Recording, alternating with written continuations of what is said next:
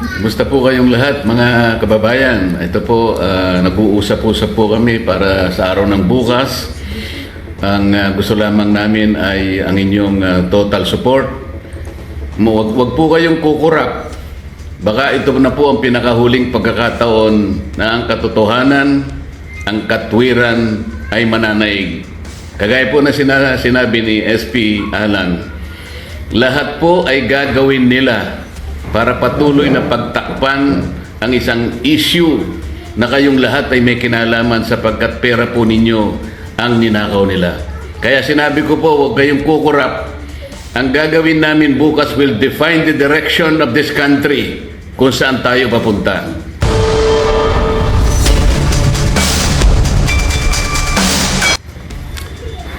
Praise God for this opportunity na makabati sa inyo ng magandang tanghali. Konting smile sapagkat medyo mabigat ang haharapin natin today at mga susunod na araw. Bakit po? Talagang lahat ay ginagawa para hindi matuloy ang sunod-sunod na mga hearing kung saan ay ang katotohanan at buong katotohanan ay lalabas. So, may mga lilinawin lang ako, no? Tomorrow, yung Blue Ribbon Committee. And ang balak talaga ay agawin ang mga committees. Kaya kung sila ay nag-walk out, kami naman ay gumamit din ng parliamentary tool na hindi magkaroon ng quorum para nga maprotektahan ang katotohanan. Sa Friday ay meron din schedule po ang ating kasama sa Senate na talagang parating aral, parating ready at grabe po ang wisdom sa batas. Tungkol naman po sa DOJ at NBI yung yung nangyari sa Senate ng May 11 at May 13. Gusto ko lang linawin po kasi kung tama yung reports na nabasa ko hanggang Malacanang, may mga bills daw na importante ang uplift, paano daw matitake up yun kung walang sesyon. I'd like to confirm that at least twice, pinabot namin sa Malacanang. Pag ready yung bills nila, anytime kami. In fact, may LEDAC dapat 2 weeks ago. Tinawagan pa ako nung head ng LEDAC kung tuloy. Sinabi ko, anytime. Sila pong hindi nagtuloy. And then there was one more conversation where sinabi nila hindi pa handa yung mga bills na ilalabas nila. And assuming may bills po sila, sa committee po muna lalabas yon. So, ito lang ay confirmation na ang pinararating sa Malacanang at pinaparating sa ating Pangulo ay mga maling impormasyon. So, we had a light meal dahil napakarami naming meeting, pero I'm asking you for prayers, not just for the 13, also for the 11, not just for the Senate, but for the country. There are times in history where we're in a crossroad. So, minsan kasi sa history, whether ang takbo mo ay 20 kilometers an hour pero 100 kilometers an hour, pareho lang, dadating ka rin doon. May times in history na left or right, there's no wrong decision, it's just what's the better decision. But there are times in history where a country has to make a decision, for example, when it comes to corruption and poverty, and if you make the wrong decision, the next generation will suffer. So it starts with your personal decision. Then it becomes a group's personal decision, katulad ng grupo nung 13. Then it becomes an institutional, a community decision. Then it becomes the decision of a nation. So as of yesterday, di ba, ang hinihingi pa lang naman namin, give the truth a chance. So ngayon, we're asking everyone to pray that matuloy yung mga hearings, no?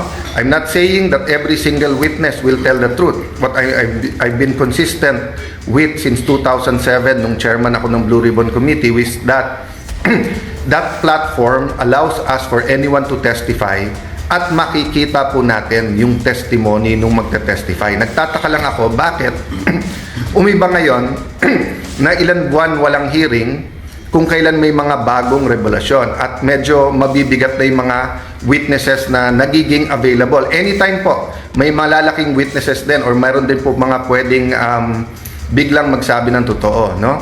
So of course, the man of the hour tomorrow, Senator Dante Marcoleta. Sir, magandang tanghali. Kumusta po kayong lahat mga kababayan? Ito po, nag-uusap-usap po kami para sa araw ng bukas.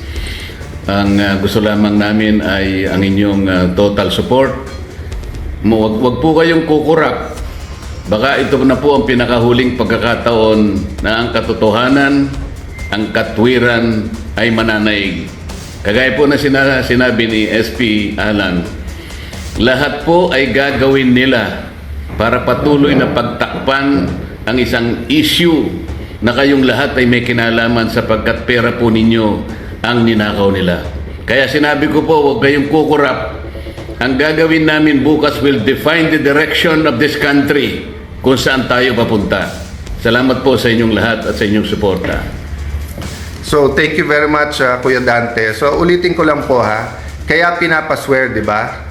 To tell the truth, the whole truth, and nothing but the truth. Kasi may half-truth, may tinatago na truth, mayroon pong lies, no? Series of hearings to. Pag naumpisahan po natin bukas, nandyan na yung momentum. Inuulit ko po ha. Pag may 13, automatic, hindi ko kailangang mag-resign. Sa inyo na. In fact, tinitingnan ko lang day by day, week by week lang na matuloy lang itong mga hearing at maumpisahan lang. Baka naman yun lang ang trabaho ko. I'd be more than content to go. The day that God uses people to tell me na meron na kaming napili to lead us. In fact, sinabi ko na rin sa 12, gawin yung kandidato ang bawat isa sa atin dito. Sino po ang gusto ding maglingkod sa ating bansa. But my mission right now is for the truth to come out. Again, hats off kay Senator Jinggoy Estrada. Napakatagal ko na po siyang kilala. We have our run-ins. In fact, may mga ibang nagpo-post ng aming mga disagreements in the past. But I'd like to reiterate what I said yesterday. Yung sinabi ni Senator Jinggoy na may ebidensya siya na talagang pinipilit siya lumipat at ang kapalit ay kanyang freedom at walang kaso, that's not hearsay to me because narinig ko mismo yung conversation. And palakas ng palakas yan, yung threat na yan sa iba pa naming mga kasama. So, dun sa 11, maybe some of them have a reason na mag-ingay, lumaban, i-discredit yung Blue Ribbon kasi especially pagdating dun sa 18 Marines, nabanggit din ang pangalan nila, allegedly nahatiran din ng malay-maleta. Having said that, dun naman sa inyo na mga tinatakot lang kasi I know at least one member na tinakot siya. Kasama na namin siya eh. Actually, nung araw mas bilib ako sa kanya kaso kay Jinggoy. At sinabi nga niya na sama na, siya pa nga nagko-complain. Pero ngayon, nagsasalita pa laban sa amin. But at the right time, no, we'll talk about that. My point is, we will stay strong, but please pray for us kasi may individual circumstances ang bawat isa and marami kaming hindi kontrolado.